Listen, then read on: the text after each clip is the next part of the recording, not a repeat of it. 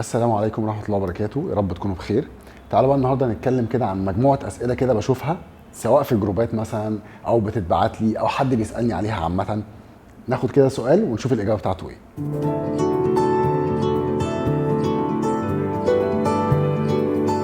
واحدة واحدة كده مع بعض. أول حاجة بيقول لي هل لو أنا وقفت كارب خالص هخس أسرع؟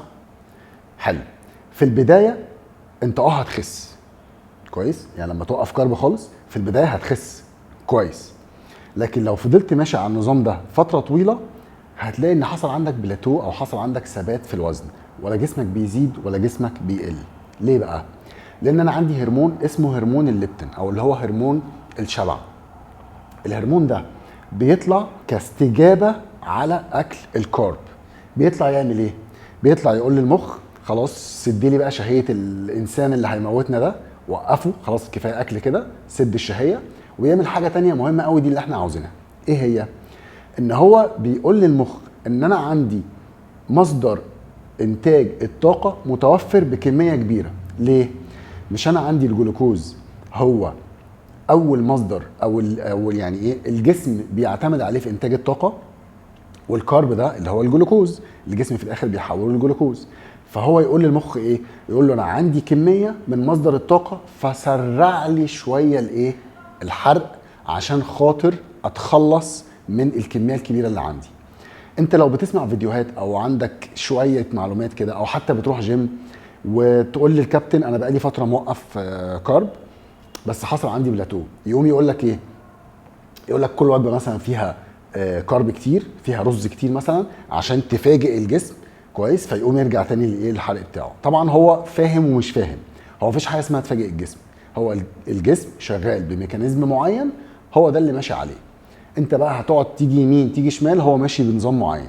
فهي الفكره صح، بس علميا زي ما انا شرحتها لك كده ان انت الجسم هيبدا يستخدم بقى الايه؟ الكارب عشان ينتج الطاقه، فهيسرع عمليه التمثيل الغذائي. ادويه التخسيس تنفع مع واحده حامل او بترضع. لو واحده حامل حتى لو حصل لها سكر الحمل، طبعا الحمل احنا بنقسمه لثلاث فترات، اول 3 شهور وتاني 3 شهور وتالت 3 شهور.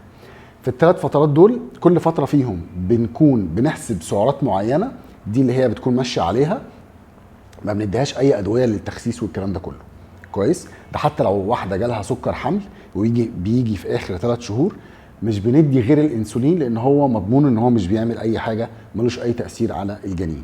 طيب لو واحده بترضع يفضل في البدايه ان انا ما امشيش بادويه. ليه؟ انا بحسب برضو السعرات وبعمل حساب الايه؟ الرضاعه، ان هي بيكون ليها عدد سعرات معين بنزوده على السعرات بتاعها وبنمشيها على ايه؟ على نظام. وبعدين في حاجه مهمه قوي، ما تحاوليش تخسري وزن كسبتيه في 9 شهور مثلا او في خلال سنه تقريبا عايزه تخسريه في 4-5 شهور. لا، احنا بناخد وقتنا عادي واحنا بنخس بعد الايه؟ بعد الولاده في خلال مثلا سنه ونص، ما عندناش اي مشكله. سؤال تاني بيقول لي يعني ايه مؤشر كتله الجسم؟ مؤشر كتله الجسم شرحناها قبل كده بس هنقولها تاني. هو رقم بيديني دلاله ان هل الجسم ده بالطول ده والوزن ده مناسبين لبعض ولا محتاج اخس او محتاج ازيد. بنحسبها ازاي؟ ان انا بقسم الوزن على طول الجسم بالمتر تربيع. انا بجيب الطول، واحد مثلا طوله 170 سم، لما احوله بالمتر هيبقى هو 1.7، هضربه في نفسه هيطلع لي رقم، هجيب الوزن بتاعه اقسمه على الرقم اللي طالع ده هيديني ناتج. الناتج ده لو اقل من 18 ونص يبقى انا كده وزني تحت الوزن الطبيعي، المفروض ازيد شويه. لو 18 ونص ل 24.9 يبقى انا كده في النورمال زي الفل، مش محتاج ولا ازيد ولا اقل. افكر بقى في ان انا مثلا عايز ازود كتله عضليه او الكلام ده كله. لو من 25 ل 29.9 يبقى انا كده اوفر ويت او ان انا عندي وزن زياده ومحتاج ان انا اقل شويه. من 30 ل 40 يبقى انا كده اوبيس، ان انا كده عندي سمنه. فوق ال 40 يبقى انا عندي سمنه مفرطه. بيقول لي هل في فواكه معينه مع الدايت؟ هو ما فيش فواكه معينه مع الدايت، يعني هو السؤال بينفع وما ينفعش.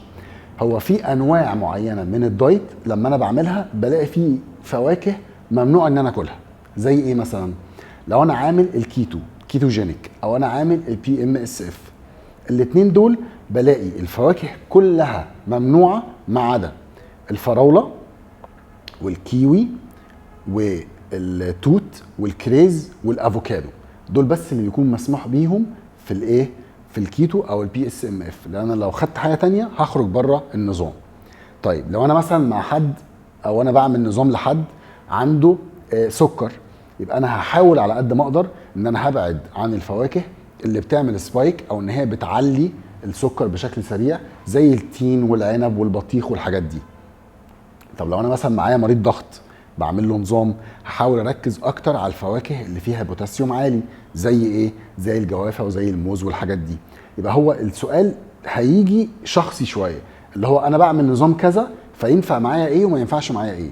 انا مثلا عايز اعمل دايت وانا عندي سكر، يبقى انا اتجنب ايه او اكل ايه بكميات قليله. سؤال تاني بيقول ايه؟